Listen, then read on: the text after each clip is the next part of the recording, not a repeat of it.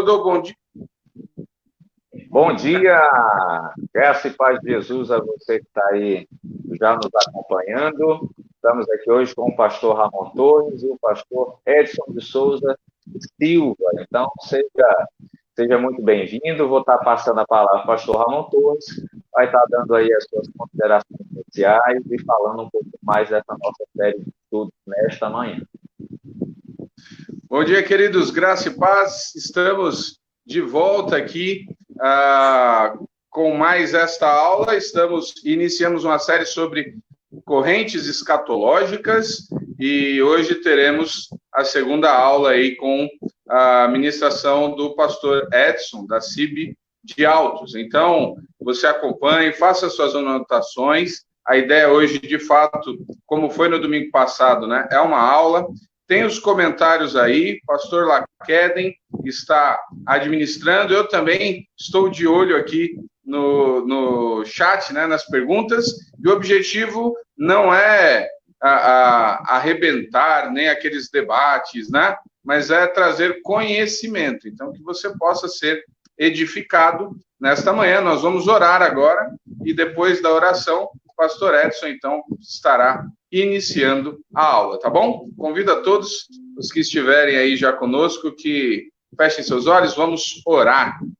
Santo Deus, muito obrigado por mais esta oportunidade, Pai. Em tempos difíceis, o Senhor nos permite usar a tecnologia para edificação, e esta manhã nós clamamos a Tua misericórdia e que o Senhor esteja mostrando, falando a Tua vontade. Então, Pai, tens misericórdia, ser com o pastor Edson e edifica-nos nesta manhã. Assim nós oramos, no nome precioso de Jesus. Amém. Amém. Deus te abençoe, pastor Edson. Bom dia, Laqueden, bom dia, Ramon. Já tomou café, Ramon? É? Opa, estou aqui preparado, viu? Aqui. Estejam aí preparados para a nossa aula de hoje. E hoje nós queremos falar sobre o pré-milenismo histórico e o pré-milenismo dispensacionalista. Eu tenho certeza que esse assunto, esse estudo de hoje vai suscitar muitas perguntas, já que, como eu falei na outra vez, inconscientemente a maioria são pré-milenistas, né? E alguns outros têm alguns pensamentos dispensacionalistas. Mas eu quero que a gente lembre aquilo que nós já vimos. Nós vimos a corrente pós-milenista, a ideia de que o mundo vai tornando-se gradualmente cristão à medida que o evangelho vai avançando. A ideia do pós-milenismo é que o mundo ficará melhor com o avanço do evangelho, que o evangelho avançará, crescerá de tal forma que haverá uma cristianização gradual do mundo, e não que todos irão se converter, não é isso, mas que a maioria das pessoas se converterão e o mundo começará a ser influenciado em suas leis civis, morais, éticas pelo cristianismo, pelo evangelho, ok? E aí, nesse período, de repente, então, acontece o milênio, tá? E nesse milênio, nós vamos viver um período de paz e justiça, e depois Satanás será solto, perseguirá a igreja. Então, Cristo derrotará Satanás na sua vinda, realizará o juízo final, os perdidos serão enviados à condenação eterna, e os justos e salvos entrarão nos novos céus e na nova terra. Basicamente, essa é a perspectiva pós-milenista. Nós também falamos muito sobre o amilenismo, que ensina que o estado de coisas continuará com o bem e o mal em coexistência até que chegue a grande tribulação. Aqui é onde o amilenismo se diferencia do pós-milenismo, porque enquanto que o pós-milenismo entende um avanço gradual do evangelho e a melhora da sociedade. O amilenismo, então, diz não, que, na verdade, quando estiver perto do fim, haverá uma grande apostasia. Né? As coisas ficarão muito piores, principalmente para os crentes. Conforme eles entendem, está lá em Lucas 18, verso 8. Quando vier o Filho do Homem, porventura achará fé na terra? Então, os amilenistas entendem que haverá um aumento gradual, não do bem, mas do mal, ok? Então, chegará o período, então, que Satanás será solto, voltará a enganar as nações,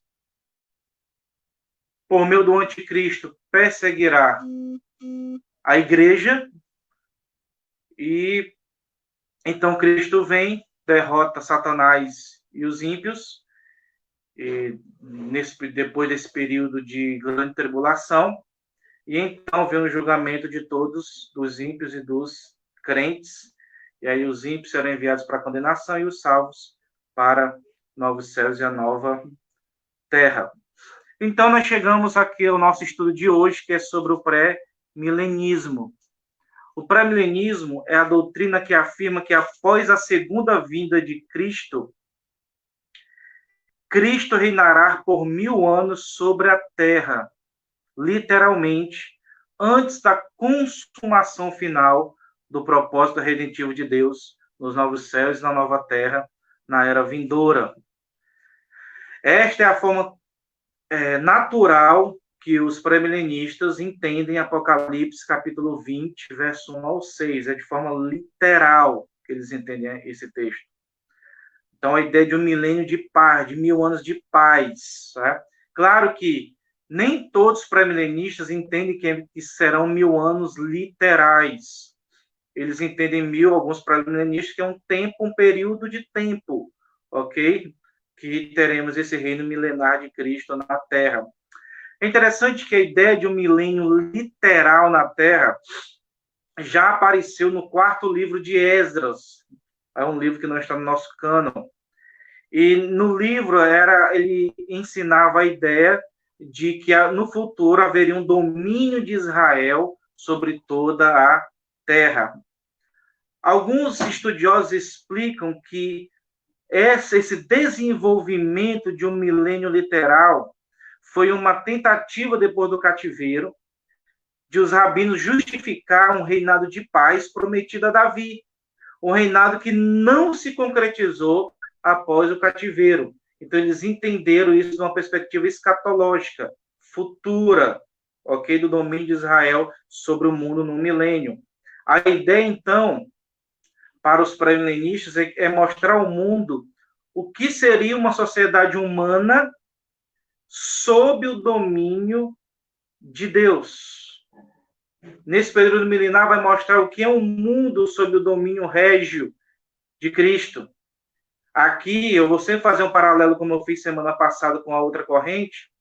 Os amilenistas objetam dizendo, para que você vai fazer, vai mostrar um período de paz e justiça, se esse período de paz e justiça já será vivido no Novos Céus e na Nova Terra? É a pergunta que eles fazem. E aí os pré-milenistas argumentam, não, mas é para os ímpios entenderem como é um mundo governado por Cristo. Alguns pais da igreja que viveram entre os séculos II e século IV, como Justino de Roma, Irineu de Lyon, Tertuliano e outros, defenderam aquilo que nós chamamos de pré-milenismo histórico. E na época foi uma reação cristã aos gnósticos que estavam espiritualizando a doutrina cristã, negando, por exemplo, a ressurreição corporal. Por isso que houve uma tendência de interpretação literalista dos textos do Apocalipse. É por isso que os pré-milenistas arrogam para si a melhor maneira de interpretação, porque é uma interpretação gramática literal. Né? E eles entendem que a maioria dos textos, até os apocalípticos, precisam ser interpretados de forma literal, ok? Orígenes, que também é século II, até o século III, aí, ele combateu o pré-milenismo. E no século IV e V, Agostinho, por exemplo, no início, parece que ele aceitou o pré-milenismo, posteriormente ele muda de ideia, se tornando amilenista, alegando o seu pré-milenismo um materialismo grosseiro sobre a vida futura, ok? A controvérsia em torno do milênio literal sempre foi assunto de muito debate e floresceu bastante no século XVIII e XIX, principalmente por causa daquelas grandes mudanças sociais que aconteceram nesta época. É interessante, conforme diz Berkhoff, no livro A História da Doutrina Cristã, que nenhuma confissão histórica de Westminster, Confissão Batista, de 1689, a Confissão de New Hampshire e outras, nunca incorporou a ideia de um milênio literal, ok? Quem são os autores pré-milenistas que nós temos contemporâneos? Você tem Oscar Cullmann, Russell Shedd, George Ladd, na sua teologia do Novo Testamento, por exemplo, Wayne Grudem, Millard Erickson, Douglas Moo e Grant Osborne, que tem um livro muito bom sobre hermenêutica e tem um comentário de Apocalipse, ok? Então, esses autores são autores contemporâneos pré-milenistas. Quase todos os pré-milenistas históricos, eles são pós-tribulacionistas. A maioria, 90 e poucos % dos pré-milenistas históricos são pós-tribulacionistas, ok? Como é que eles entendem, então, tanto o livro de Apocalipse como a história da igreja? Lembre que para os amilenistas e pós-milenistas, para a gente ter bem isso em mente, eles entendem que a era da igreja vai da crucificação ou da ascensão de Jesus até o surgimento do anticristo com a grande tribulação, que aí vem acompanhado da apostasia da fé e outros sinais aí, ok? Quando chega no tempo determinado para a tribulação dos salvos, dos eleitos, então, para o milenista começa o milênio literal, e para o amilenista começa, então, o novo céu e a nova terra, ok? Como é que, então, o pré-milenista entende essa era? Eles entendem que nós estamos na época da igreja, a época onde a igreja está evangelizando, ok? E vai chegar o tempo da apostasia de muitos, do esfriamento da fé. Então, nesse período de grande apostasia, ok? Então, acontece a grande tribulação, que é o reinado do anticristo, perseguindo os crentes neste mundo. Para o pré-milenista histórico, esse é o período de 7 anos, que está lá no livro de Daniel, capítulo 9. 7 anos, que não precisa ser literal. 7 é um número simbólico para a completude, pela plenitude. Então, por um período de tempo, haverá uma grande tribulação promovida pelo anticristo sobre os crentes. É assim que os pré-milenistas históricos entendem. Depois da grande tribulação, então, acontece o arrebatamento. Ok? Acontece o arrebatamento. Então, por isso que os pré-milenistas históricos são pós-tribulacionistas. A igreja só será arrebatada depois da tribulação. A igreja vai passar pela tribulação, ok? Então, para o pré-milenista, então, Cristo vem, destrói o anticristo, aprisiona Satanás, ok? Enquanto isso está acontecendo, lá em cima, os crentes estão sendo julgados no que eles chamam de grande trono branco. Os pré-milenistas dividem o julgamento em 2. Primeiro tem o julgamento dos crentes, no grande trono branco, e então, embaixo deles está trazendo juízo sobre o anticristo, sobre os ímpios, está amarrando, então prende Satanás nas correntes do abismo. E então, depois disso, ele inaugura o milênio, ok? Começa, então, o reino milenar de Cristo sobre a terra, ok? Então, no entendimento do pré-milenismo, Cristo literalmente colocará seu trono em Jerusalém, de lá de Jerusalém governará todo mundo, ok? E então, os crentes com seus corpos glorificados, na ressurreição, a alma terá o encontro novamente com o corpo, esse corpo transformado, esses crentes, depois do julgamento do outro grande trono branco, por recebimento do galardão, eles descem, ok? E reinam com Cristo sobre a terra. E então, de Jerusalém, todas aquelas promessas que existem no Antigo Testamento, ali de Jerusalém, então, acontecem as bênçãos para as outras nações, e Israel também experimentará as grandes promessas que foi dito a eles. Então, virá todas as nações, adorar Jesus ali em Jerusalém, oferecendo sacrifícios, e aqui é um detalhe interessante, porque para os pré-milenistas, não todos, mas uma pequena parte pensa diferente, mas a maioria entende que, nesse período, o templo será reconstruído e haverá, então, a volta dos sacrifícios ali, ok? A ideia aqui, para o pré-milenista, é que esses sacrifícios eles serão como um memorial, ok? Em homenagem a Jesus. Eles não terão o alvo para a purificação dos pecados, para expiação dos pecados, será como um memorial. Aí aqui os amilenistas e os pós-milenistas discordam, porque eles entendem que nós já temos um memorial, que é a ceia, e conforme Hebreus capítulo 8, verso 13, não existe mais a necessidade da falta dos sacrifícios. É estranho essa ideia para os amilenistas e para os pós-milenistas. Sei que Cristo irá reinar sobre a terra, um governo literal, junto com os santos, e aqui na terra, os crentes estarão com seus corpos glorificados, vivendo entre os ímpios.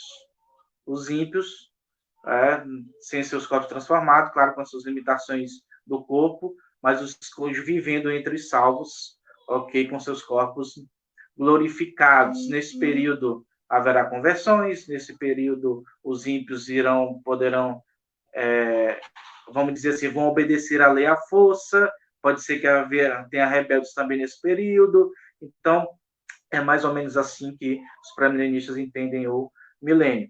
Do fim do milênio, ele podendo ser literal ou não, Satanás é solto, e ele novamente, então, engana as nações, e ali tem uma batalha contra Cristo e o seu reino.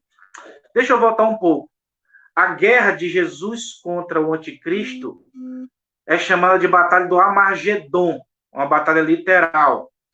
Depois, quando Satanás é solto no fim do milênio, é o que vem a batalha que eles chamam de Gog e Magog, ok? Satanás reunirá as nações, eles irão batalhar contra o povo de Deus no monte, ali na região do Monte Meguido, aí ali haverá uma batalha literal contra o povo de Deus.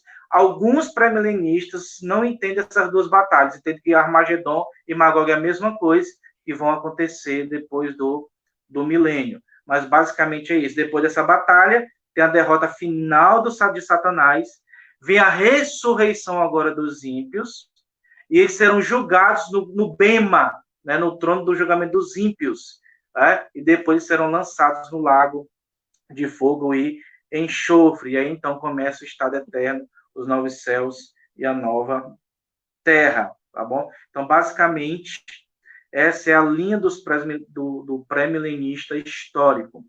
Dentro do pré-milenismo, então, lembre que o pré-milenismo histórico, eles são pós-tribulacionistas, a sua maioria. A igreja vai passar pela tribulação do anticristo, e só depois, então, é que Cristo vem, derrota o anticristo e começa o milênio, ok? Para o pré-milenismo dispensacional, não. O que é o pré-milenismo dispensacional? Ele foi desenvolvido na Inglaterra no século XIX,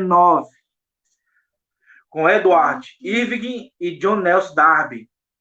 E este sistema ele só vai ser popularizado pela Bíblia Comentada de Scofield. Foi a primeira Bíblia comentada na época, aí século XIX, e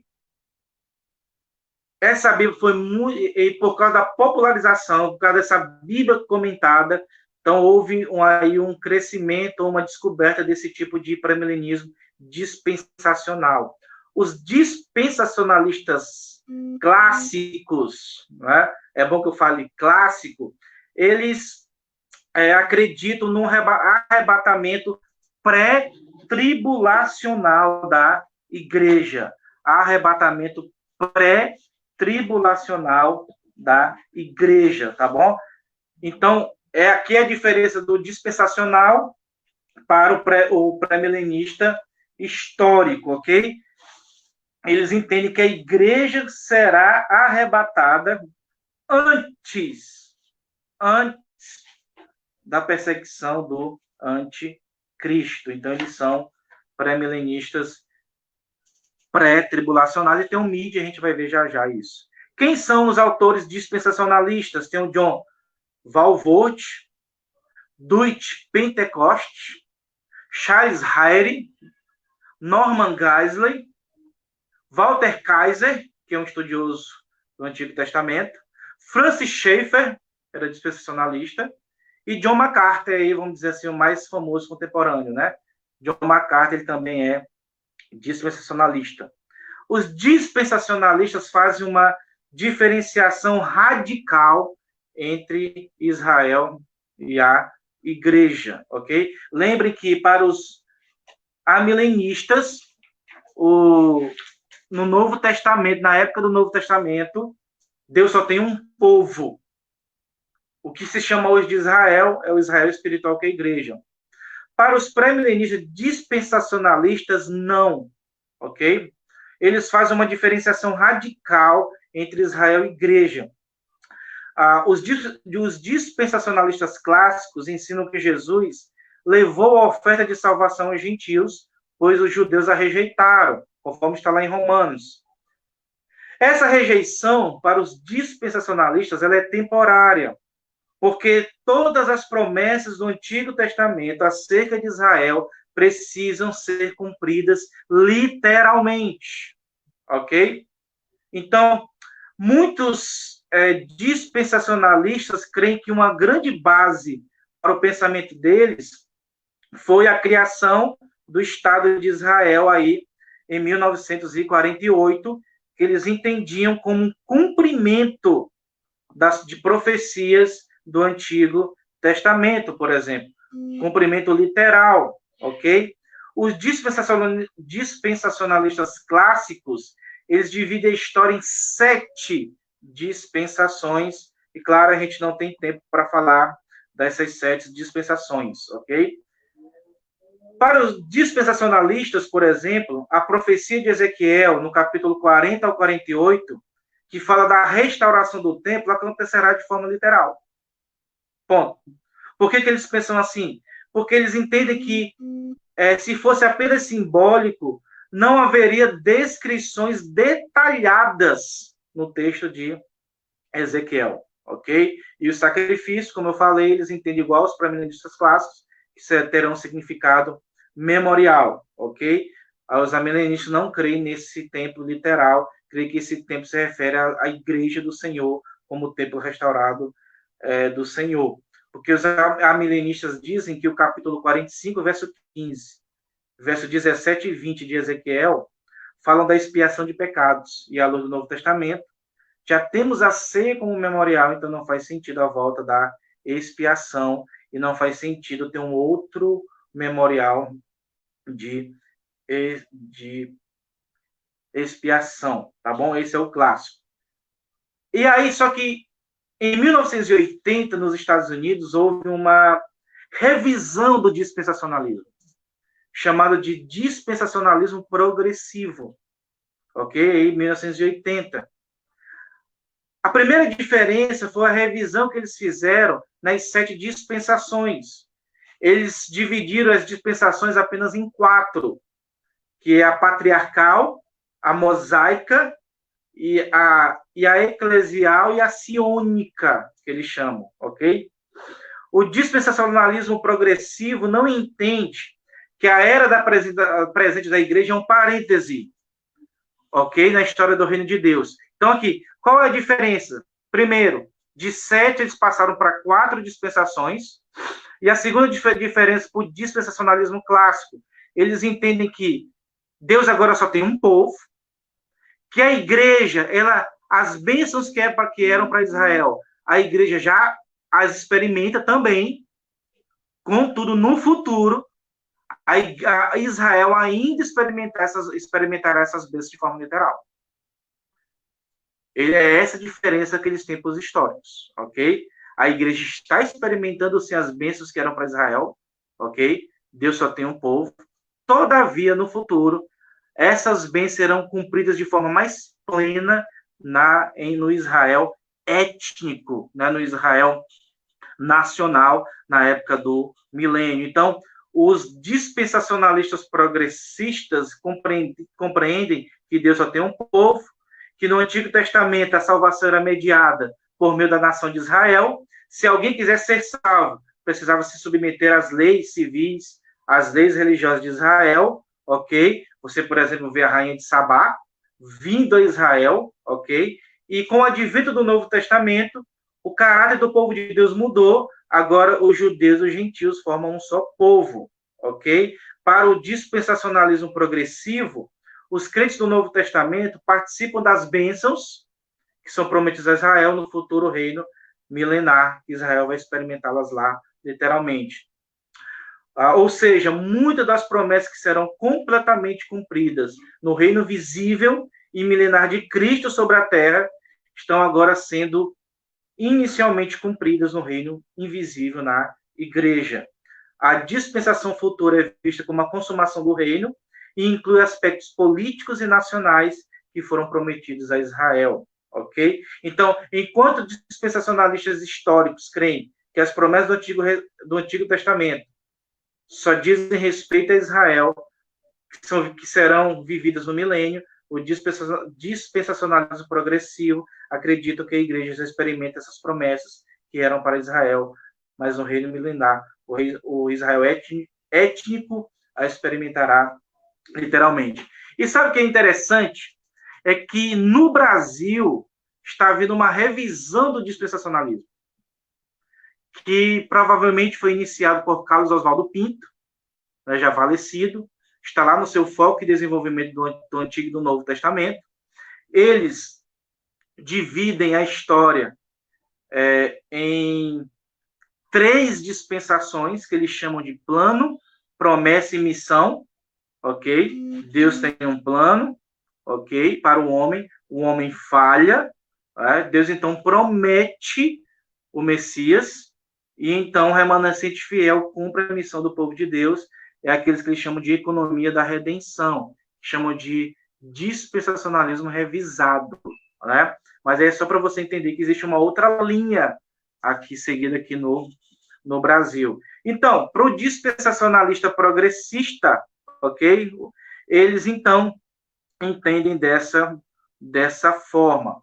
Então, olha só, o dispensacionalista ele é pré-tribulacionista, não esqueça isso. Tanto o progressivo, quanto o clássico, quanto o revisado, ok? Então, o que isso quer dizer? Eles entendem que a igreja não passará pela tribulação. Pré-tribulacionismo entende que a igreja não passará pela tribulação. Nós estamos na era da igreja, e então a vinda de Jesus é dividida em 2 etapas. Terá a primeira vinda nas nuvens. E antes da vinda do anticristo, Cristo vai secretamente arrebatar os crentes. Secretamente, ok? E quem que o anticristo vai perseguir? Vai perseguir judeus e gentios que se converterem na época da tribulação, ok? Tem algumas correntes que dizem que os crentes nominais irão ficar também, né? Que eram membros da igreja, mas não tinham nenhum compromisso. Você vê essa ideia naqueles famosos livros deixados para trás do Tim LaHaye, né? Mas, na verdade, gente, não existe crente nominal. Ou você é crente ou você não é. Né? Ou você é crente ou você não é. Então, a ideia é, descrentes em judeus sofrerão uma grande perseguição nesse período. É aqui que, para os dispensacionalistas, eles entendem que será cumprido Romanos capítulo 11. Todo Israel, olha esse livro aí mesmo, todo Israel será salvo, ok?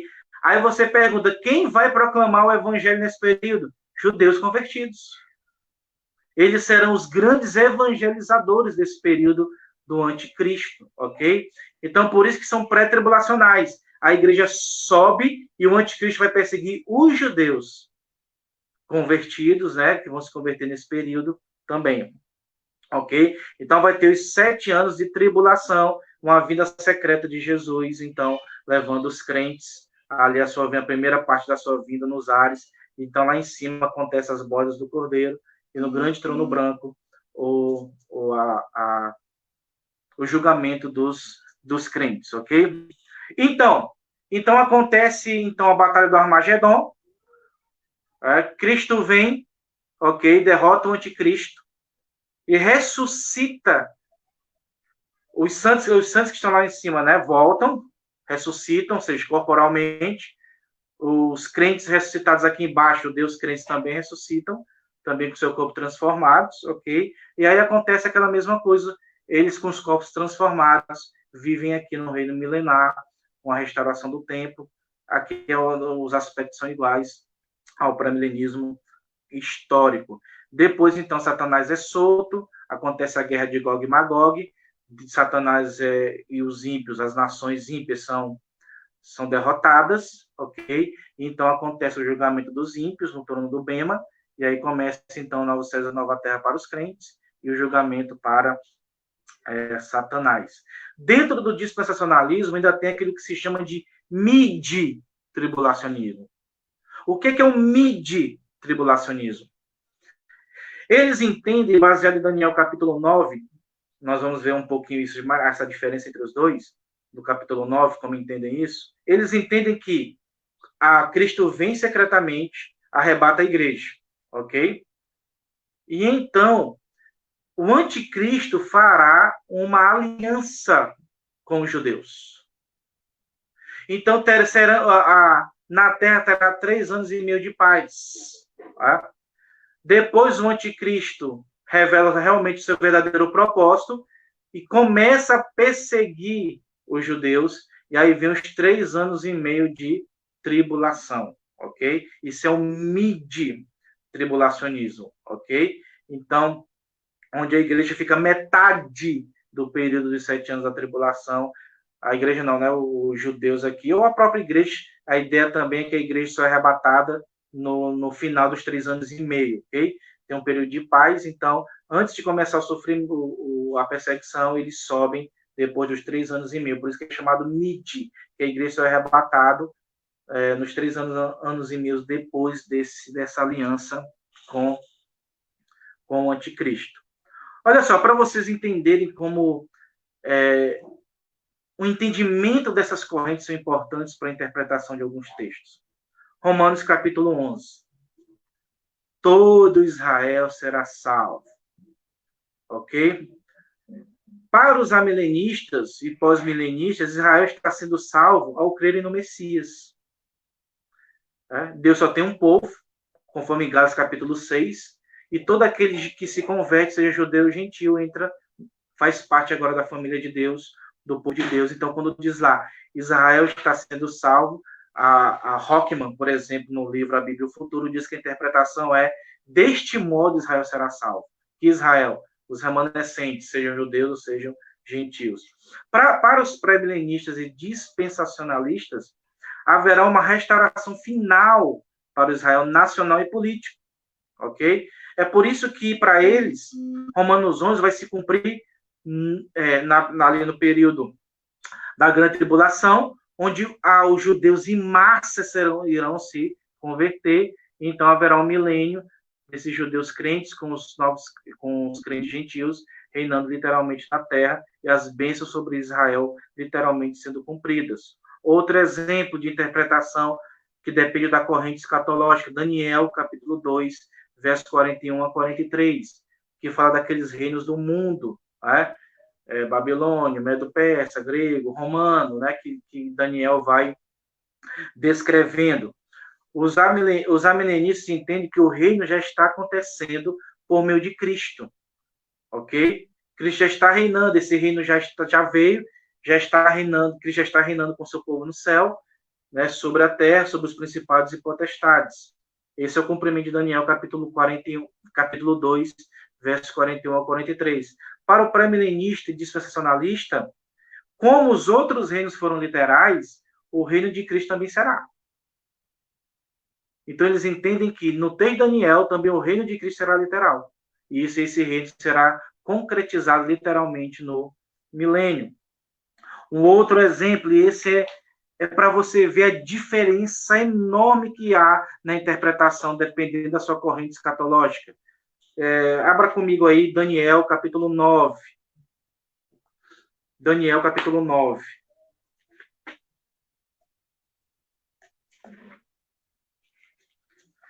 O famoso texto das 70 semanas de Daniel.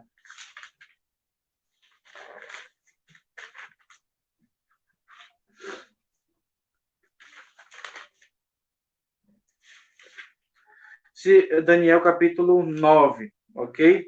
Verso 20. Enquanto eu estava falando e orando, confessando o meu pecado e o pecado de Israel, meu povo, e trazendo o meu pedido ao Senhor, meu Deus, em favor do seu santo monte, enquanto eu ainda estava em oração, Gabriel, o homem que eu tinha visto na visão anterior, veio voando rapidamente para onde eu estava, à hora do sacrifício da tarde. Ele me instruiu e me disse, Daniel, agora vim para dar-lhe percepção e entendimento. Assim que você começou a orar, houve uma resposta que eu lhe trouxe, porque você é muito amado. Por isso, preste atenção à mensagem para entender a visão. 70 semanas estão decretadas para o seu povo e sua cidade, a fim de acabar com a transgressão, dar fim ao pecado, expiar as culpas, trazer justiça eterna, cumprir a visão e a profecia e ungir o Santíssimo. Saiba e entenda que a partir da promulgação do decreto que manda restaurar e reconstruir Jerusalém até que o ungido o príncipe venha, haverá 7 semanas e 72 semanas. Ela será reconstruída com ruas e muro em tempos difíceis. Depois das 72 semanas, o ungido será morto e já não haverá lugar para ele. A cidade e o lugar santo serão destruídos pelo povo do governante que virá. O fim virá como uma inundação. Guerras continuarão até o fim e desolações foram decretadas. Com muitos ele fará uma aliança que durará uma semana. No meio da semana ele dará fim ao sacrifício e à oferta, e numa ala do tempo será colocado o sacrilégio terrível, até que chegue sobre ele o fim que lhe será decretado. Para os amilenistas, as 70 semanas se cumprem na crucificação de Jesus e na destruição de Jerusalém, que é o sacrilégio terrível, no ano 70 depois de Cristo, ok? Olha só, no verso 27, para os amilenistas, o Messias é de quem está sendo falado no verso 27. O príncipe é o Messias ungido, ok? Então é ele que fará uma aliança onde? Na cruz do Calvário, ok? Então nós já há 70 semanas, então ela termina com a destruição de Jerusalém e nós estamos aí vivendo o tempo da era da igreja. Olha só a diferença para a interpretação pré-milenista e dispensacional. Eles entendem que entre o fim da 69ª semana e o começo da 70ª semana tem um intervalo de tempo entre a 69ª e a 70ª semana. Tá? Os amilenistas dizem que é muito estranho, porque o texto não fala desse intervalo, tá bom? Mas há esse intervalo, ok? Que é o intervalo onde o relógio profético é parado para Israel e então nós vivemos a era dos gentios, a era da igreja, ok? Toda a 70ª semana, então, é futura. E quando é que ela começa? Aí você vê a grande diferença. No verso 27, enquanto os amilenistas entendem que o texto fala do Messias, os pré-milenistas entendem que o verso 27 fala de Satanás. É por meio do anticristo, é o anticristo que fará uma aliança para enganar a todos. Olha a diferença de interpretação. Você precisa, em algum momento, se definir escatologicamente. Principalmente você que é pastor, obreiro, a não ser que você nunca pregue e nem ensine no livro de Daniel. Aí, se você não vai fazer isso, então não se preocupe, né? E tem outros textos também que você não pode pregar, né, se você não se definir escatologicamente, ok? Então, olha só, o verso 27, para o milenista que está falando de Cristo. Para os pré-milenistas, do anticristo.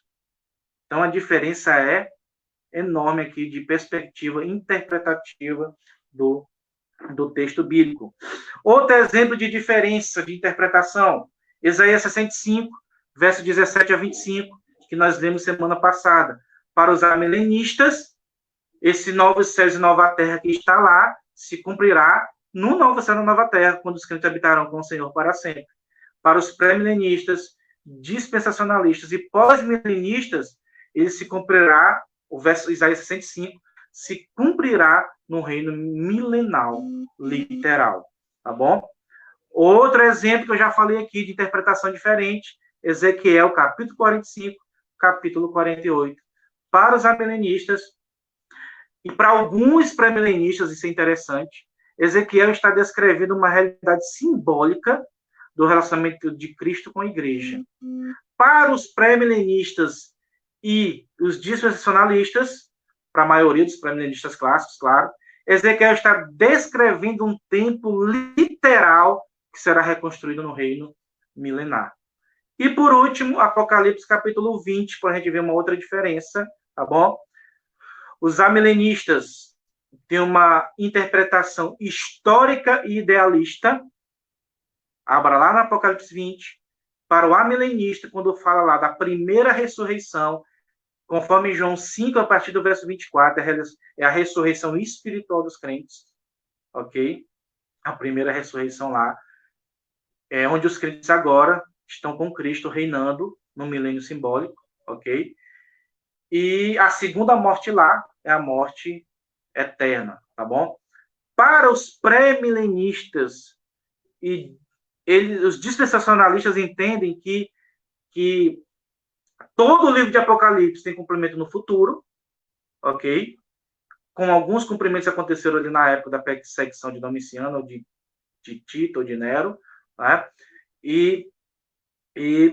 Mas isso tem uma perspectiva futura, e tanto para o milenista como para o dispensacionalista, a primeira ressurreição lá é a ressurreição física para a vivência no reino milenar, tá bom? Então, a abordagem do todo do livro de Apocalipse capítulo 20, é diferente também, ok?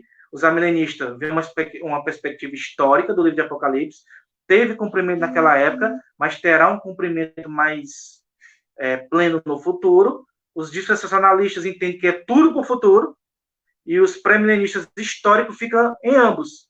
Eles entendem que algumas coisas se cumpriram naquela época das 7 igrejas da Ásia, e que outra parte se cumprirá no futuro, ok? Os pós-milenistas, e o Ramon vai gostar disso, né? Eles têm uma interpretação preterista. Eles entendem que Cristo já desceu nas nuvens e já voltou, né? Na destruição em 70 do templo, tá bom? Então, quase tudo do livro de Apocalipse, até o capítulo 19, já se cumpriu para os pós-milenistas, ok? Então, eles têm mais ou menos assim essa ideia. Claro que é bom que a gente entenda que há muitas questões aí que os pós-milenistas terão problemas com o texto bíblico, ok? Com relação de que Cristo já desceu nas nuvens no ano 70, com a destruição do templo para os judeus, ok? Eu vou deixar a minha conclusão para o final, disso aqui, então vou abrir agora para perguntas, se tiver. Eu acho que não vai ter muita pergunta, não. Muito bem. Pastor Edson aqui tem uma pergunta. Eu não conheço muito bem esse pastor, mas acho que o nome dele é Francivânio. Não, deixa eu ver aqui. Como será essa vinda secreta? Tessalonicenses nos informa que todo olho verá. Ainda sob a visão pré, os judeus irão se converter após a igreja subir? Ele pergunta: ainda sob a visão pré, os judeus irão se converter após a igreja subir? Como isso pode ocorrer? Não é a igreja que tem a missão de pregar o evangelho aos perdidos? É a pergunta aí do pastor Francivani. Você conhece, pastor Ramon? Rapaz, já ouvi falar. Já ouvi falar. Grande abraço ao povo de Balsas. Oremos. Ok, então a primeira pergunta: como será essa vinda secreta? Pois é, os pré-milenistas históricos, amilenistas e pós-milenistas, à luz de Tessalonicenses, entendem que não haverá um arrebatamento secreto. Porque o texto diz que todo olho verá lá em Tessalonicenses. Esse é o ponto fraco, né, que o dispensacionalista tem que responder, ok? Que nas escrituras não há uma base para um arrebatamento secreto, mas eles creem assim, ok? Ele diz que ainda sobre a visão do pré, os judeus irão se converter após a igreja subir? Sim, ok? Sim. A ideia é que quando o anticristo começar a perseguir a igreja, os judeus entenderão as interpretações cristológicas do Antigo Testamento. Claro que aí é o ponto fraco também dessa corrente. Como se dará essa conversão, visto que a igreja foi arrebatada, ok? Mas provavelmente a ideia é essa. No contexto da perseguição, tem uma linha que diz, que é a linha do Tim LaHaye, que os crentes nominais vão criar vergonha na cara, né, e vão começar a evangelizar, então os judeus se convertem aí, né, ou a outra linha mais clássica, que provavelmente, pela presença do anticristo, pelos judeus verem que a igreja foi arrebatada, então eles vão acreditar no Messias. Então eles se convertem e começam a evangelizar, tá bom? Porque que não é a igreja que tem a missão de pregar? É sim. Então é por isso que nesse período os judeus, ao ver a igreja arrebatada, vão entender que o Messias realmente era o Messias pregado pela igreja, se converterão, alguém vai estar nessa hora, né? Um apelo para a subida da igreja, provavelmente mais ou menos jornalistas tem esses detalhes, ok? Mas é mais nessa linha aí. Ô, pastor Edson, você comentou bem, estão me ouvindo? Beleza, né? Bem na hora o cachorro late aqui, é de Deus, né? É o cão querendo atrapalhar esta aula, verdade, Deus. Você falou bem da diferença enorme com relação à interpretação lá em Daniel. Eu queria só que você, se for possível, de maneira rápida, o que leva um grupo a entender que é o anticristo e o que leva o outro grupo a entender que é o Messias. Qual é a questão? Você salientou, disse do ponto, mas ficou aberto assim, por que um grupo entende ser o Messias, por que outro grupo entende ser o anticristo? Você tem como dar uma pincelada nisso? Não, mas essa é a grande sacada aqui, ok? Eles têm um sistema escatológico que, como eu falei no domingo passado, eles pegam o Apocalipse capítulo 20 e, a partir dele, interpretam os outros textos. Então, o centro hermenêutico da interpretação é Apocalipse capítulo 20. Dele, você parte para as outras interpretações. Então, eles pegam alguns textos do livro de Apocalipse, que nós não teremos tempo para abordar esse livro de Apocalipse, tá? Eles pegam a partir de alguns textos que falam lá do papel do anticristo, que eles interpretam que Daniel tem a ideia de que ali é o anticristo que fará uma aliança com os judeus, ok? Então, é a partir daí que eles começam a interpretar isso tudo. É por isso que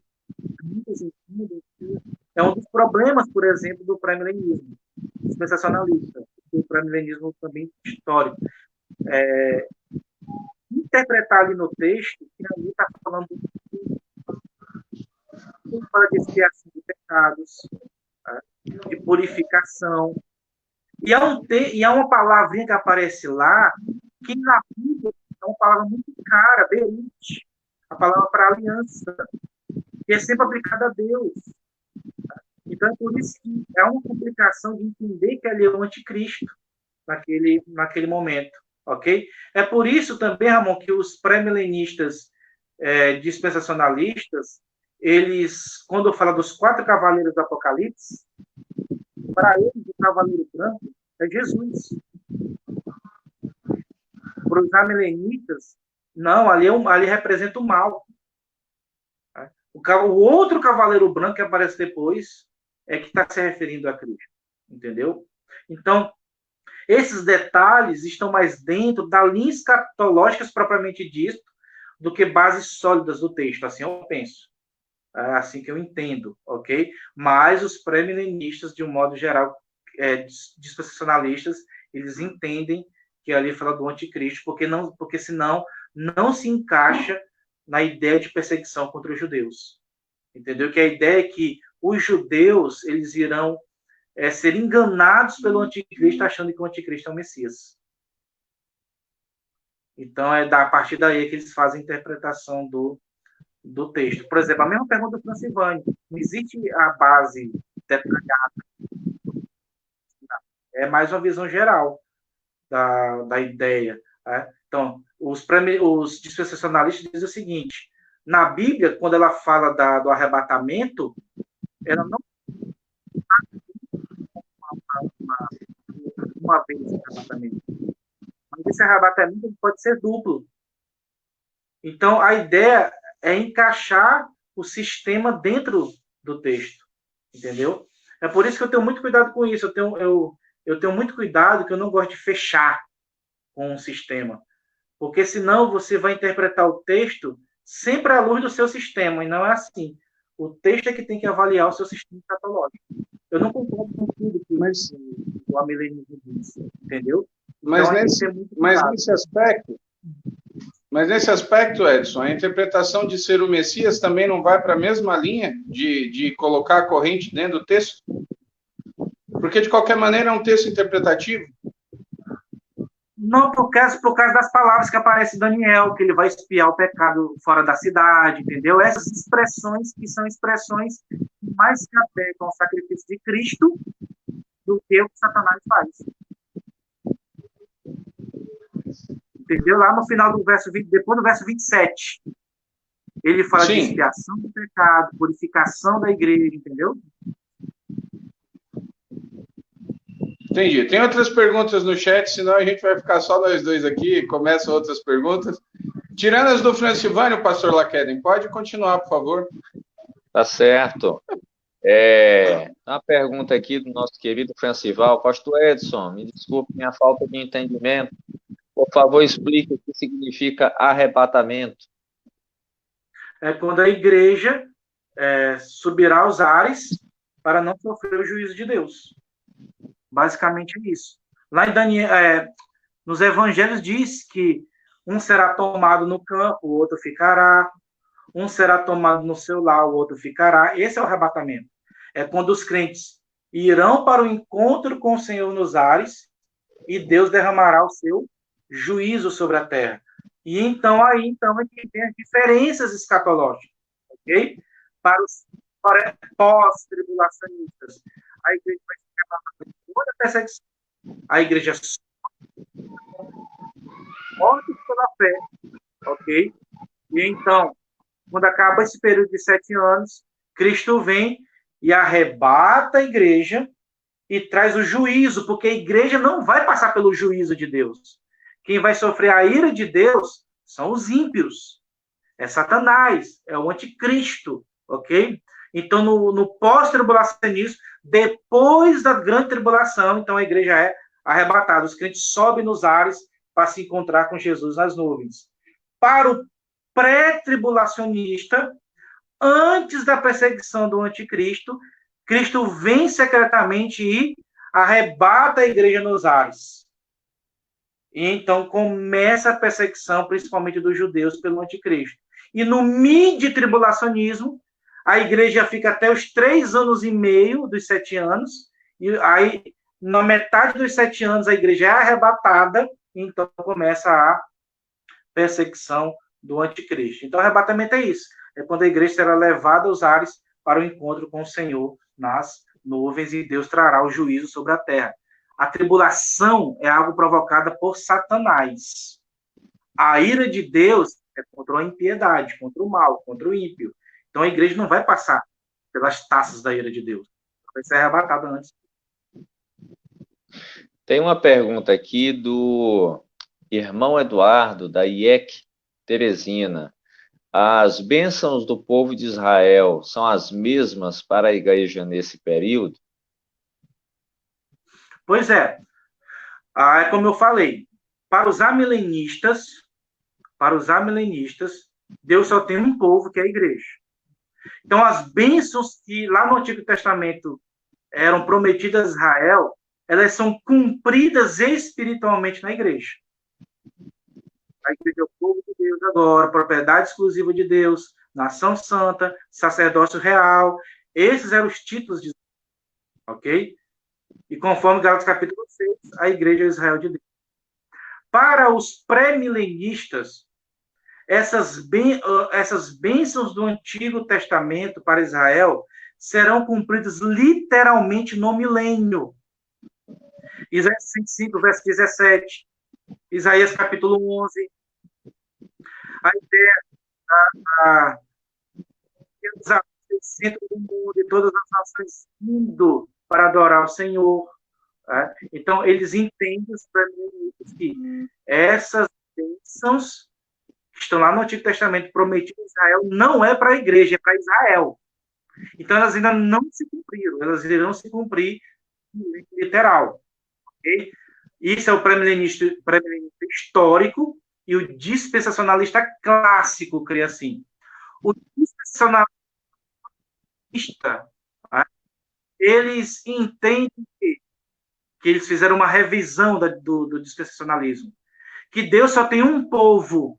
No Antigo Testamento era o povo de Israel, era eles que mediavam a salvação, era eles que tinham tempo de adoração verdadeira ao Senhor, era eles que tinham as leis, então eles mediavam. No Novo Testamento, essa mediação vem por meio da igreja, que proclama o Evangelho. Então, para o dispensacionalismo progressivo, eles entendem que no Novo Testamento, a igreja espiritualmente experimenta essas bênçãos do Antigo Testamento.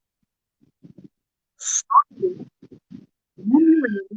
Israel as experimentará literalmente.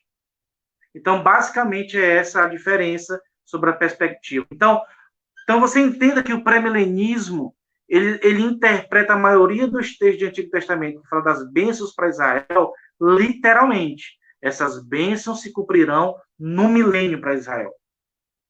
Os amilenistas dizem, não, essas bênçãos já estão sendo cumpridas na vida da igreja do Novo Testamento, porque a igreja é o Israel de Deus, formado por judeus e gentios. Tem uma outra perguntinha aqui. Gabriel de Souza. Qual a base bíblica para os dispensacionalistas acreditarem em duas vindas de Cristo? Como eu falei, eles pegam os textos que falam do arrebatamento e eles interpretam em duas vezes. É porque tem que se encaixar no esquema. Você não vai ver nenhum texto bíblico falando de uma vida secreta. O texto de Tessalonicenses é muito claro. Por isso que os pré-milenistas históricos não creem nessa vinda secreta.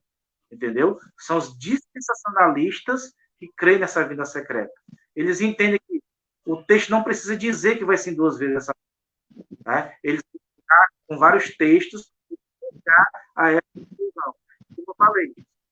Eu coloquei nos comentários, Ramon, não sei se você viu, 2 livros para você que você pode adquirir. Enquanto a gente conversa aqui, se der tempo, eu vou colocar aqui nos comentários os autores de cada linha para você comprar os livros. E nos comentários você vai ver mais os detalhes. Mas tem 2 livros que eu coloquei, que eles mostram a diferença dos artigos de cada autor de uma linha e as interpretações e refutações dos outros. Então, são livros bem interessantes aí no comentário. Até coloquei aí, ó, as interpretações do Apocalipse, de Sir Marvin Page, Isso. Editora Vida, O Milênio, de Darren Bock, não sei se a minha pronúncia está correta, mas é também da Editora Vida. Então, vou deixar aqui o post do pastor Edson, aí fixado, para que você possa estar anotando e fazendo depois a compra desses materiais, se assim você puder. Tem uma outra pergunta, que é, deixa eu descer aqui, para poder ver. De acordo com o livro Deixados para Trás, pergunta de Eric Gama, haverá uma segunda chance? Pois é. Para os dispensacionalistas que seguem essa linha do Tim LaHaye e outros, a segunda chance é para aqueles que vão ficar na tribulação.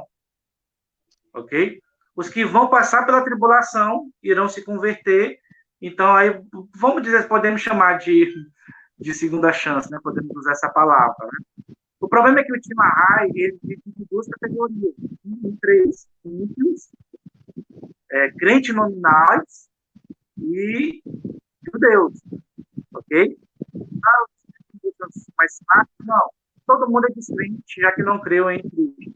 Mas, vamos dizer, seria uma segunda chance. Esse período de 7 anos é um período de conversão. Não haverá chance de conversão no milênio, ok? Essa conversão acontecerá na tribulação. Depois da tribulação, não haverá mais chance de conversão. Mas a questão...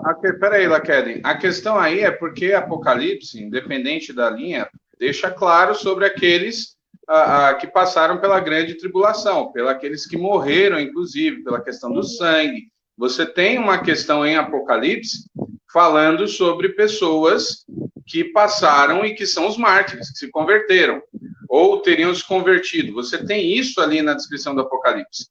Então, inclusive, é dessa maneira que isso se encaixa nas questões aí do Tim LaHaye. Eu acho que você está focando na nomenclatura de crente nominal. Na verdade, é quem ficou. Se era nominal ou não, é descrente. É nessa perspectiva que eles tratam. Então, não dá para fugir da questão de que tem, na grande tribulação, o texto se refere não uma única vez, você tem algo que acontece de pessoas que se arrependem durante a tribulação, tá? Ou não. Não, aí é que eu digo. Lá no Apocalipse, lembra dos textos, Apocalipse 7, Apocalipse 19, que não fala dos decapitados, dos mártires. Para os pré-milenistas, ali são os mártires da época da tribulação, os dispensacionalistas. Eles entendem que ali o texto está falando. Lembra, o dispensacionalista joga tudo para o futuro. Ok? Então, o texto ali está falando daqueles que irão morrer pelo anticristo. Entendeu? As outras vezes escatológicas, não. Ali está falando dos que já estão morrendo pelo evangelho. Então, por dispensacionalistas, eles entendem a questão de Apocalipse falando do futuro. Daqueles que irão morrer, os mártires, no tempo do anticristo. Aí, judeus, né? Descrentes que vão se converter nesse período. É isso mesmo. É essa a ideia, como eles interpretam aqueles textos do livro de Apocalipse. Muito bem. Deixa eu ver aqui se tem mais uma pergunta. Quando Cristo vir buscar a igreja dele, depois ele voltará novamente para buscar os que se arrependeram? É um questionamento aí. Na visão dispensacionalista, é essa a ideia. Lembra, ele vem nas nuvens em secreto, ok? Vem nas nuvens em secreto, e ele arrebata a igreja, os crentes. Aí vem os 7 anos de tribulação, onde descrentes e judeus vão se convertendo, pregando o evangelho e morrendo pelo evangelho. Aí Cristo vem, que é a segunda parte da sua vinda, a segunda etapa da sua vinda, para destruir o anticristo, ok? Derrotar, amarrar Satanás e ressuscitar esses crentes que morreram nesse período, ok? E é aí que, por exemplo, algumas coisas que para muitos não se encaixam. Porque a ideia do pré-milenismo é que, enquanto está havendo a tribulação, lá em cima está acontecendo as bodas do Cordeiro e o julgamento do grande trono branco. Para eles divide o julgamento em dois. Para os milenistas é só um julgamento, tanto de justo como de ímpio. Para os pré-milenistas, não. E aí, esses crentes que morreram na tribulação vão ser julgados quando? Se o julgamento dos crentes já aconteceram. Então, são algumas falhas, vamos dizer, que existem. É bom, eu vou dizer logo também que eu lembro que domingo passado fizeram uma pergunta: quais são os pontos fracos do amilenismo? Os pontos fracos do amilenismo, que o amilenismo também tem que responder, é provar que o livro de Apocalipse não é cronológico, ok? É provar que ali, Apocalipse 20, primeira ressurreição, não é a ressurreição física para o reino milenar, ok? E provar como alguns textos do Antigo Testamento são só simbólicos, por causa dos detalhes que existem neles, como Isaías 65, Ezequiel 45 e 48. Esses seriam também os pontos fracos do amilenismo, né? Perguntas que eles precisam responder. Muito bem, muito bem. Deixa eu ver se tem mais alguma pergunta. Francivânio Vieira, não há um perigo para a visão pé, uma vez que interpretam os textos de forma literal? Pergunta aí do pastor Francivânio, lá de Balsas, Barras. Muito bem. Não, para mim, que sou milenista, há grandes problemas aí nessa questão. Entender alguns textos literalmente. Por exemplo, eu tenho muita dificuldade grande de pensar num reino milenar onde nós estaremos com os corpos transformados, vivendo com as pessoas com seus corpos normais. E Cristo ali com seu trono literal em Jerusalém, se oferecendo para os judeus sacrifícios memoriais ali, e os descrentes continuam se rebelando, tendo o trono de Jesus ali visível. Então, eu vejo essa dificuldade, uma perspectiva gramática histórica também, mas a gente entende que você assumir uma hermenêutica gramática literal não significa dizer que todos os textos têm que ser interpretados literalmente. Por exemplo, como eu dei o exemplo de Atos capítulo 2. Dá uma lidinha lá no texto. Pedro, o Espírito Santo desce, eles falam na língua, né, no idioma daquelas nações de Deus, representado várias nações, okay? E perguntam para Pedro: o que é isso? E Pedro responde: está se cumprindo, está lá, capítulo 2. E cita o texto todo: o sol se escureceu, O sol se escureceu naquele dia? Não. Ele diz: está se cumprindo o que está lá em Joel 2. A ideia de que que os profetas do Antigo Testamento usam da exagero, toda vez que eles vão falar de uma intervenção poderosa de Deus, que é como o caso do Espírito Santo, vai ter Agora, os pré-milenistas entendem: não, mas Deus tem um poder para que tudo aconteça literalmente. Ok? Ele tem poder para isso. Agora, novamente, eu repito, a gente precisa novamente a abordagem que você faz do livro de Apocalipse vai definir como você vai escatológico do Testamento. Se você crê que ali é uma abordagem histórica, no sentido, cronológica, Apocalipse 20 tem que ser literal. Agora, se você crê, como na perspectiva milenista, que ele está falando de ciclos, que ele repete a mesma ideia para reforçar um argumento, como acontece em Daniel 2, Daniel 7, então necessariamente Apocalipse 20 não pode ser literal. Por quê? Porque se você ver que Apocalipse 19, O texto diz que Deus destrói as nações. E sobre quem Jesus vai reinar em Apocalipse 20? Que nações? Se elas foram destruídas no capítulo 19. Então, a abordagem que você tem do livro de Apocalipse vai definir muito da sua interpretação dessas promessas do Antigo Testamento para Israel e para a igreja. Quer dizer, eu não acredito que você é milenista, Edson. Estou surpreso agora com essa revelação. E eu fico feliz eu tenho dificuldade no milenismo. Eu tenho dificuldade no milenismo. Eu fico feliz que assim... Eu fico feliz que com mar se abrindo, gente subindo para o céu com carruagem de fogo, o sol, a terra parando, Jesus andando no mar, todas essas coisas, você só tem problema com a literalidade no Apocalipse, pelo menos é só no final, porque se a gente for pensar, né, eu tenho dificuldade com... Tem algumas coisas anteriores que a literalidade nos causam dificuldade, o próprio dilúvio também. Então, que bom que a crise é só lá no Apocalipse, no milênio, né? Pelo menos todo o restante escapa. Não, mas a questão não é só essa, a questão também que nós entendemos que não tem base bíblica, por exemplo, para o corpo glorificado vivendo com os ímpios. Para o pré-milenista, tem que ser uma conclusão natural da interpretação de Apocalipse 20, entendeu? Do reinado. Então, é natural. Então, a milenista crê em milagre, né? Mas algumas coisas... Mas depois que eu falar aqui, Ramon, eu não tenho um compromisso, fechado com nenhuma sistema escatológico. Por exemplo, se você observar os estudos do Luiz Saião em Apocalipse, ele não é um pré-milenista fechado com tudo. Ele tem algumas interpretações mais próximas do amilenismo.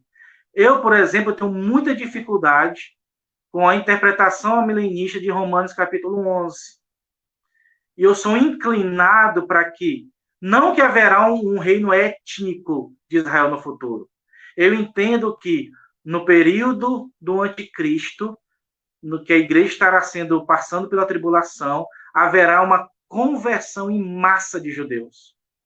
Então, eu sou mais inclinado para Romanos 11 nessa linha aí, entendeu? De conversão, e não de um reino literal por Israel. Então, eu não fecho 100%, por exemplo, com o amilenismo.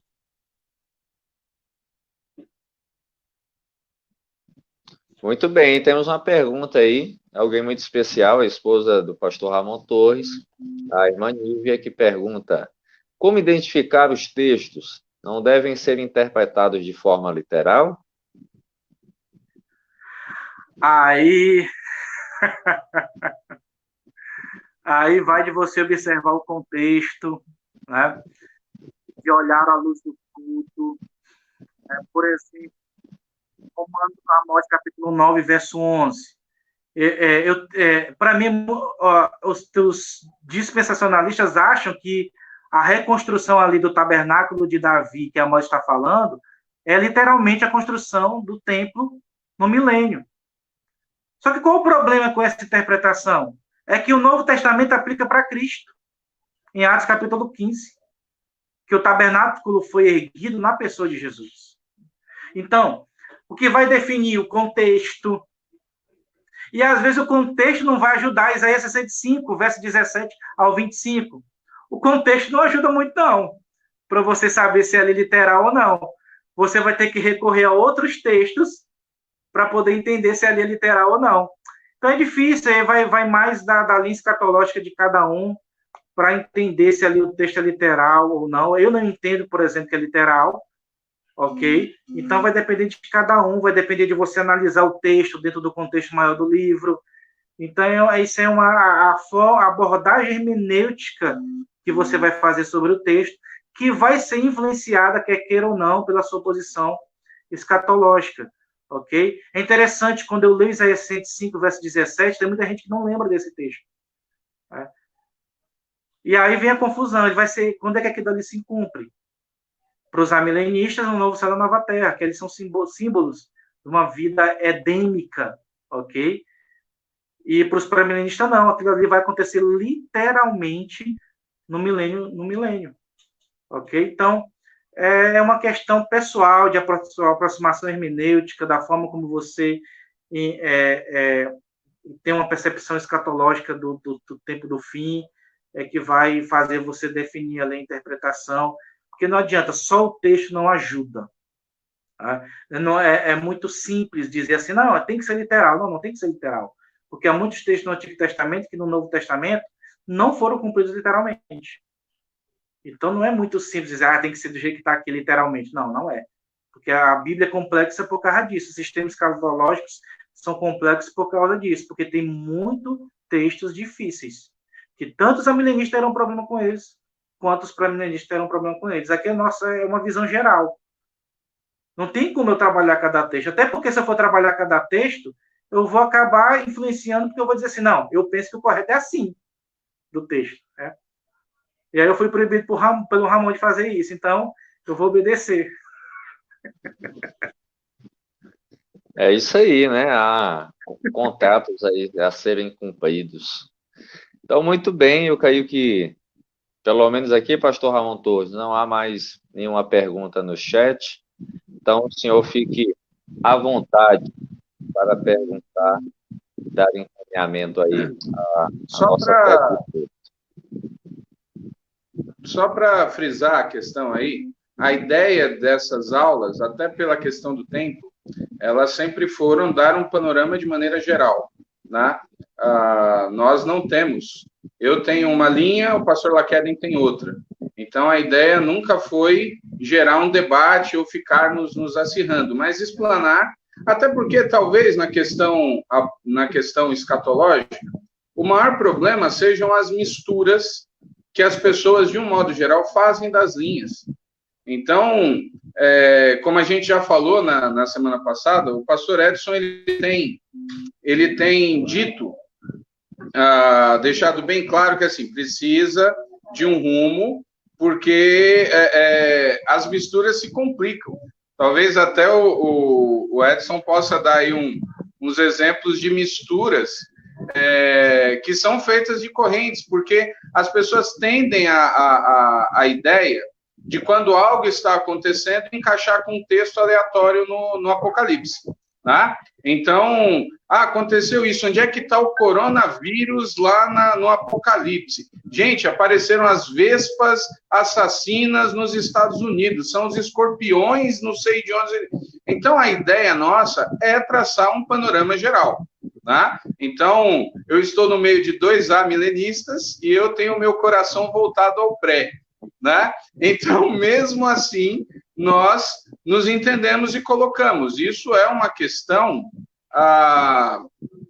essa é uma questão mesmo, pessoal que precisa de estudo. As coisas também não se resolvem com 1 hora na aula do Facebook. A ideia é que, de fato, todos passem a refletir a respeito disso. Né? São questões que 1 hora nós descobriremos. Essas correntes irão se confirmar ou não com os acontecimentos. O pastor Edson frisou, olha, o pessoal dispensacionalista, eles já revisaram as suas ideias algumas vezes. A gente precisa tomar muito cuidado com a questão da defesa ferrenha de determinadas correntes, porque o pastor Edson abriu hoje dizendo, olha, pré-milenistas, e aí ele citou Shed, citou LED, não são pessoas que brincam com a interpretação. Não são pessoas que estão ali de maneira irresponsável. Semana passada, ele citou um monte de amilenistas. São pessoas que, da mesma maneira, têm grandes compromissos. Então, primeiro, as correntes escatológicas não vão determinar a qualidade da fé de ninguém, certo? São questões que ainda serão comprovadas. Na grande maioria e no principal da fé, há concordância. Agora, como o pastor Edson acabou de explicar, a questão escatológica é muito complexa. Não é um negócio que você define, hoje eu vou ser assim, vou ser assado. Exigem um monte de questões e nós temos autores fantásticos em todas as correntes. Então, é bom frisar isso aqui. e a ideia, de fato, foi esse panorama, tá bom? Só para deixar bem claro, não tenho compromisso com o ditatorialismo, né, como alguns falam, né, o pastor impôs que não se falasse. A ideia realmente foi um panorama. Não, como o Ramon Pode falou falar, mesmo. pastor. A gente não pode ter um compromisso dogmático ao ponto de quem pensa diferente da minha corrente escatológica não é crente ou é um herege, né? Mas, ao mesmo tempo, a gente tem que ter muito cuidado de ficar alinhando acontecimentos como se fosse cumprimento de profecias bíblicas. No próximo domingo, eu acho que eu vou falar sobre os sinais do fim. Eu vou falar sobre isso. A pandemia está dentro dos sinais do fim, mas não é o fim. Né? Ela está dentro dos sinais, mas não é o fim, ok? E várias coisas que acontecem. Então, a gente tem que ter muito cuidado com isso. Né? Todas as linhas escatológicas creem que Jesus Cristo vai voltar repentinamente e que nós devemos estar preparados. Segundo, alguns sinais precisam acontecer antes da vinda de Cristo. Ok? A vinda do anticristo, a grande tribulação, em todas as correntes é necessário que esses sinais aconteçam antes. Terceiro, todos creem que Deus implantará no futuro uma nova ordem mundial. Todos eles, seja no milênio literal, seja no novo céu e na nova terra. E a vitória está garantida para o povo de Deus, porque o Cordeiro já venceu. O Cordeiro já é vitorioso. Então, essas correntes têm esses aspectos gerais que todas elas defendem. Eu ouvi uma piada do Augusto Nicodemos que diz o seguinte, que quando que estava na Terra o amilenista, o pré-milenista, o pós-milenista, discutindo, tá? De repente Cristo vem e arrebata os três. Enquanto os três estão subindo, eles ficam dizendo: tá vendo como eu estava certo? Tá vendo como eu estava certo? Então vai ser mais ou menos desse jeito.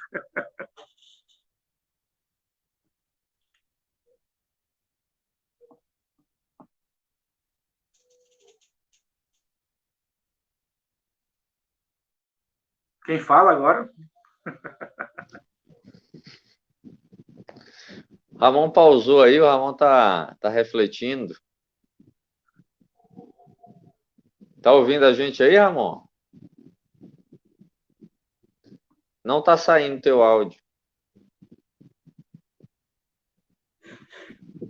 Opa, pode seguir aí, se ainda tem pergunta ou não. O pastor Edson ainda tem a conclusão, manda bala. Certo, tem só uma última pergunta para fechar aqui. Vou botar aí na tela. A igreja terá papel de representatividade em relação a todos os santos no arrebatamento? Como fica a situação de Israel nesse meio? É a última pergunta desta manhã. Depende da sua posição escatológica. Se você tiver mais inclinado para um pré-milenismo clássico, no período da grande tribulação, haverá uma conversão em massa dos judeus. Porque enquanto a igreja estará sendo perseguida, ele estará sendo evangelizando, inclusive os... E agora, se você tiver uma perspectiva mais dispensacional, o papel de Israel será muito maior. Em que sentido? De que na perseguição do anticristo a igreja não estará, e os judeus convertidos é que farão essa evangelização. Então, depende muito da sua perspectiva escatológica. Por exemplo, para os amilenistas, não existe, Israel não é mais não existe mais terra santa e nem templo santo. Só existe um povo de Deus, que é a igreja, e ela é o templo do Senhor, sobre quem se cumprem todas as bênçãos prometidas no Antigo Testamento. Para os milenistas, ainda há papel futuro para Israel, principalmente na tribulação e no reino milenar, onde Israel será uma bênção para as nações no milênio.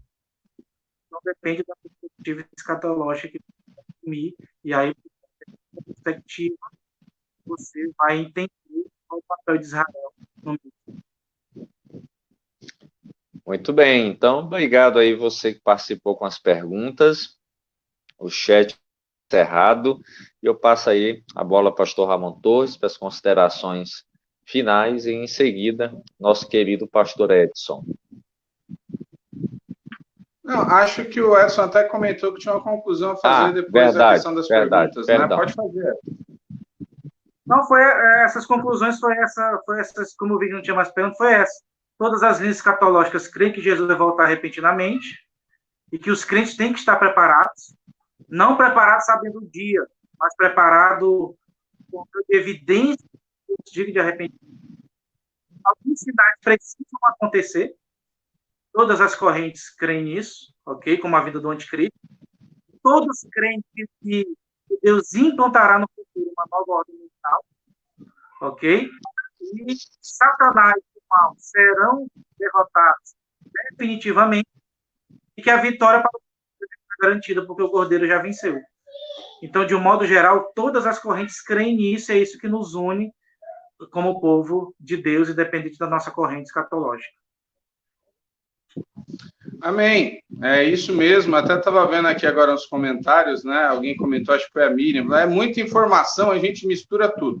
Verdade. Mas isso também não tira o nosso compromisso de consultar um pouco melhor as coisas, né? A gente vive nessa época de muita coisa que é compartilhada. Eu fico olhando, às vezes, os grupos aí da igreja, no Facebook.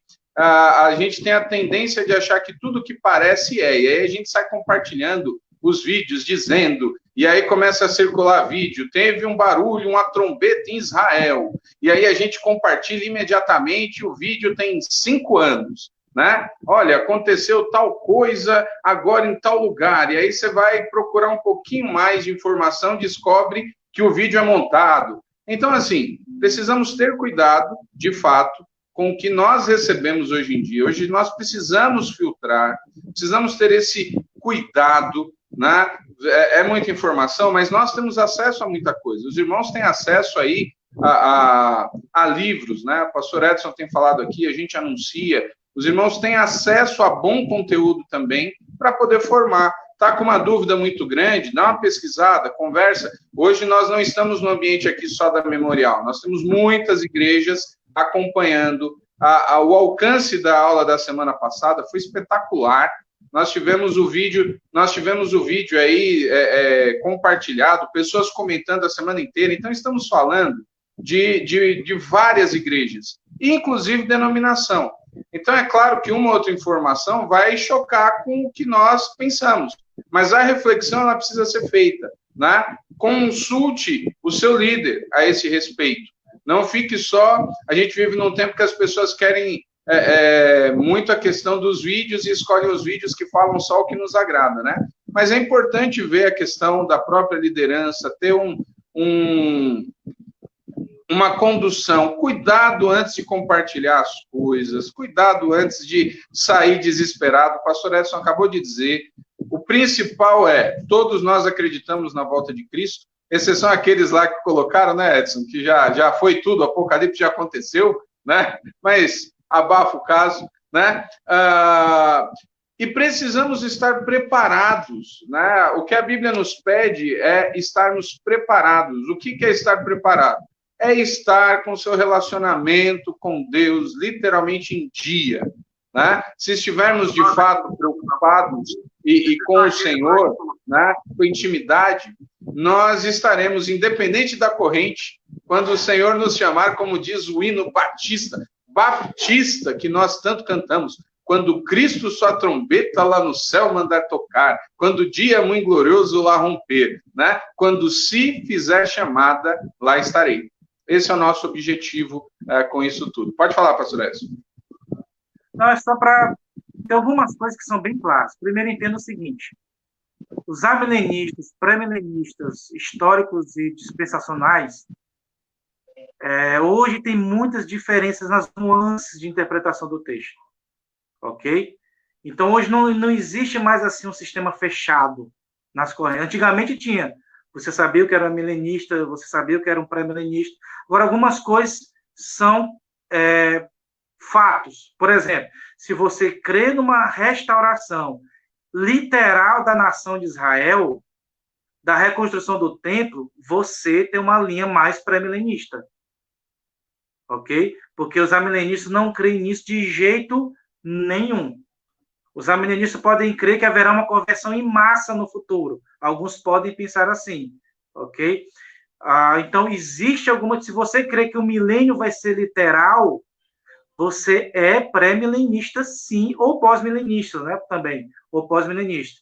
Mas os amilenistas não creem nisso. Então, existem alguns aspectos chaves, sim, que dá para você saber a diferença. Deixa eu dar uma dica. Por exemplo, pastor, eu quero comprar um comentário, mas eu quero um comentário que tenha uma perspectiva mais amilenista. Se o comentário for de Apocalipse, lê lá na livraria Apocalipse 20. Vê como é que ele vai abordar. Aí você vai descobrir se ele é pré-milenista ou se ele é amilenista, por exemplo. Geralmente, se você comprar livros na editora Cultura Cristã, são amilenistas. Se você comprar livros na editora Vida Nova, vai ter tanto pré-milenistas, quanto amilenistas, quanto pós-milenistas. Então, esses textos chaves que eu falei hoje, eu quero comprar um comentário de Isaías, mas eu queria um comentário numa perspectiva amilenista. Vai lá em Isaías 65, versos 17 a 25, ver como ele interpreta. Se ele entender que é no milênio literal, ele é pré-milenista.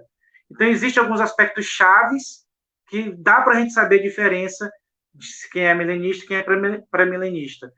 A maioria de vocês aqui, com certeza, ainda vai estudar melhor, vai se definir, ok? Mas eu confesso que eu não gosto da ideia de você ficar em cima do muro, porque muitos textos dependem da sua perspectiva escatológica para interpretá-lo, né, para ensiná-lo na escola bíblica dominical. Ou você pode, na escola bíblica dominical, dizer assim, fulano pensa assim, cicrano pensa assim, mas a lição para nós é essa aqui, independente da corrente.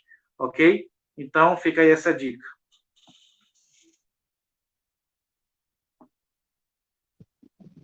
Muito bem, muito bem. Então, pastor Ramon, à vontade aí. Ok, queridos, estamos então finalizando aqui essa aula. Ainda temos, a semana que vem o pastor Edson estará conosco falando aí sinais do fim, né? E também acredito que isso tem formulado e nós vamos conversar aqui, provavelmente, como a gente já falou semana passada, talvez façamos aí o quarto domingo agora focado mesmo nas perguntas, não tem jeito, as dúvidas não se dissipam aí em 1 hora e meia, né? É provável que façamos ainda o quarto domingo focado mesmo nas perguntas. O pastor Francivani vai poder colocar as perguntas que ele tanto gosta aí, chamar a turma, as igrejas. Eu acho que o objetivo tem sido realmente alcançado aí de dar um norte. Então, agradecemos ao pastor Edson, a CIB de Altos aí pela parceria, né, a todos que estão vendo das mais diversas igrejas, um abraço aí a cada igreja representada, a cada pastor. Hoje, o Edson, sua transmissão é que horas? Você também está transmitindo agora aos domingos, né? 5h30. 5h30 da tarde. 5h30 tem então a transmissão da CIB de Altos. Nós estaremos hoje de novo. Na minha página mesmo. Isso, na página do pastor Edson, aqui pela Memorial, às 18h30, estaremos novamente aí juntos, com o objetivo de adorar ao Senhor, de compartilhar a palavra, tá bom? Que Deus abençoe a todos. Vou pedir agora que o pastor Laqueda encerre com uma oração, e aí vamos terminar essa transmissão. Vamos orar, gente. Paizinho querido, gratos nós somos pela tua misericórdia, pelo teu amor, confessando os nossos pecados diante de ti, pedindo a tua graça para que haja perdão de cada um deles. Te agradecemos por essa manhã, pelas tuas bênçãos, pelo Senhor usar o teu servo, pastor Edson, na condução dessa aula, que foi muito proveitosa e esclarecedora. Abençoa ele, abençoa o seu ministério, abençoa a sua igreja local, toda a sua família. Abençoa também o pastor Ramon Torres, com o seu ministério, a sua família, aquilo que o Senhor tem colocado no coração dele para a exposição da tua palavra. Nos abençoa como igreja de Cristo, cada igreja que esteve conosco aqui hoje, cada irmão, cada irmã, e que em nome de Jesus nós estejamos sempre nos aproximando do Senhor para nos santificarmos e para entendermos que devemos estar prontos, seja a qual momento for, para o encontro glorioso com o nosso Deus. É assim que oramos, rogando a tua direção e o teu cuidado, em nome de Jesus. Amém e amém. Deus abençoe a todos. Tchau, tchau. Excelente dia. Tchau.